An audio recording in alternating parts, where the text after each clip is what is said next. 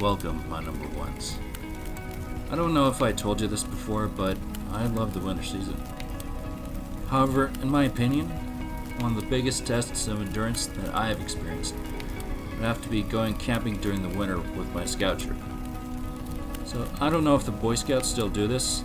Heck, for all I know, these days scouts won't even go camping unless it's at a 5-star hotel.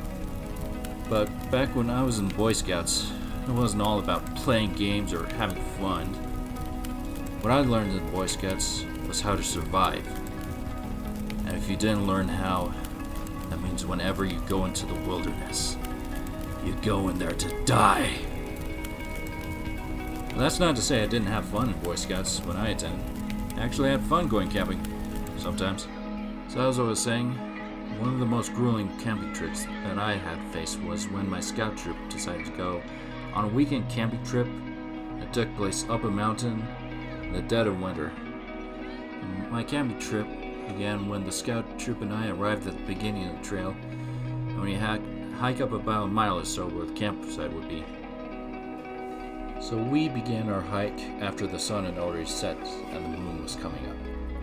So we hiked upwards with nothing but flashlights to light our way.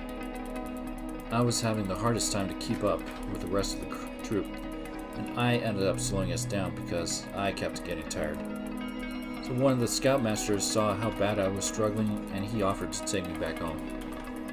Now, I could have taken his offer, but since I was the least popular scout in the troop, I knew there was at least one scout in particular who made it his life's mission to make fun of me for literally everything and anything I said and did. And I knew that if I decided to back out, I would have never heard the end of it. So despite my suffering, I just decided to keep on going, if only to prove that I was not weak. The hike up the mountain took hours to climb. My feet and hands were starting to feel the cold sting of the frost, but when we made it to the campsite, we were relieved that we didn't have to hike anymore. Except we had a bigger problem to deal with. There was a harsh, cold wind that struck the campsite, which was blowing the snow all over the place. So we knew that we had to set up camp and pitch our tents ASAP. And I saw that one of the scouts was having trouble setting up his tent due to the bad weather conditions, and I think I could see him starting to have a breakdown. However, I decided that since my tent was already set up, he and another scout member could share my tent. They were glad that I already set up my tents, and they took my offer.